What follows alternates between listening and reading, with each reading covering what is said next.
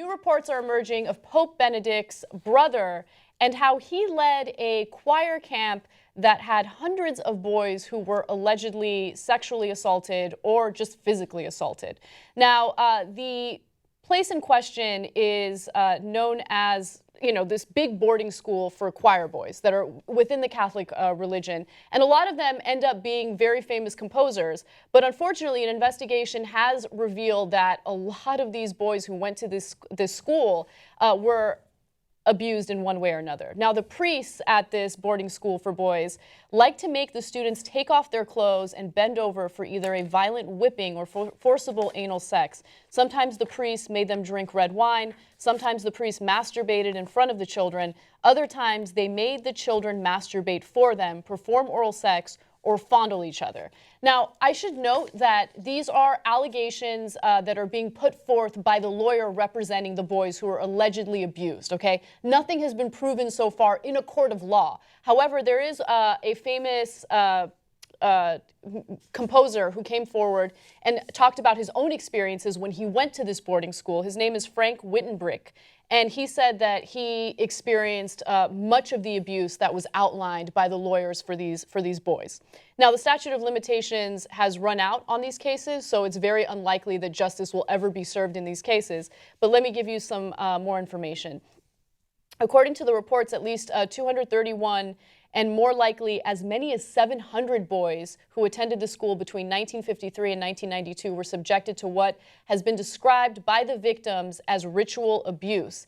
In 2010, just 2 years before Benedict retired, the Holy See insisted that the abuse was limited. Investigators then put the number of credible complaints at around 70 cases, for which they offered a settlement sum of around $2,700. Wow, are they not merciful? Okay, so let's break this down. First of all, that composer is Franz Wittenbrick, and he said there was, quote, an elaborate system of sadistic punishments combined with sexual lust. And so he said it happened to him.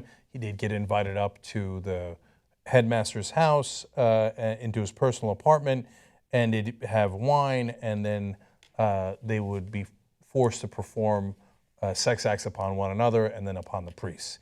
Now, Anna told you the time period involved.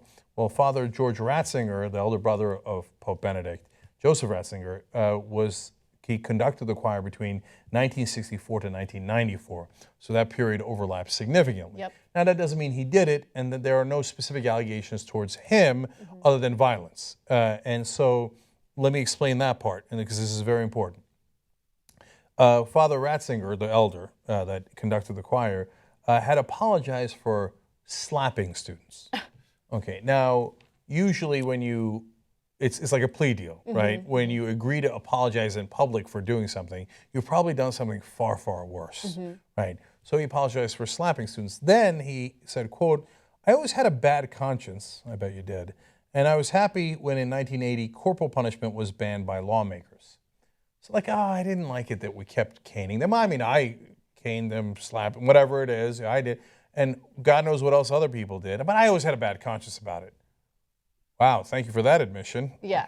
Yeah, because since it was legal and okay, you were forced to do it, right? Yeah. I mean, nobody told you to hit the kids, exactly. Right? Let alone what else you did. But first of all, 70 cases is not a limited number of cases. Yeah. So, and now that's when Pope Benedict, whose original name Joseph Ratzinger, is the Pope, and my brother's thing with the choir, no, that's limited. It's limited. It's not a big deal, right? Then we find out it's not 70, it might be 700, 213 confirmed cases. Again, according to the lawyer, and these are people who bother to come out and say something, that they find embarrassing. There's no reason they should be embarrassed over, but they are, right? Where they say, yes, the priest sexually assaulted me, and all these different kinds of violence and rape, etc. So, yet another story where people were supposed to trust, we were told growing up, these are revered establishment figures, authority figures, and you're supposed to bow your head and listen to them. And we find out that when you bow your head to authority, it winds up in a bad, bad place, right? And so don't do that.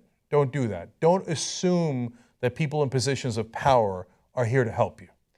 So Usually, people in positions of power, unfortunately, since they already have the power, are there to help themselves. That's just the nature of humanity. It's not to say that these are particularly bad people. You just gave them, in that context, almost unlimited power over your kids. I know, yeah. And when you do that, people abuse the power. I just find it really strange that Pope Benedict stepped down from his position as the Pope. That's all I'm going to say. No, I'll say more. I'll say more. I think it's very strange. No. And his brother was the head of this organization that was molesting and abusing boys. I don't know, just a little strange. No, I'll say more. Look, I don't know if Pope Benedict stepping down had to do with this in particular, right? And there was an enormous number of cases against the Catholic Church, which they tried to desperately cover up during Pope Benedict's time. There was a whole gay clergy orgy scandal that happened in the Vatican as well during his tenure. So I don't know what did him in. But I do know popes don't step down. That's not a thing that happens. Yeah. It's literally never happened in our lifetime. And it was, I mean, there's a word, it's unprecedented, unprecedented. You're telling me that this person of tremendous power, who didn't mind wielding that power, decided, you know what, I don't really want this power. I'm just going to give it away. Yeah. Yeah, while I'm alive, I'm going to let you pick another pope and give him all of my power. And I'm going to do that voluntarily, not because I'm in trouble, but because I was feeling a little tired. No. Not buying it. No way that's true. No, whatever they had on Pope Benedict, it was a lot, and it was really, really bad.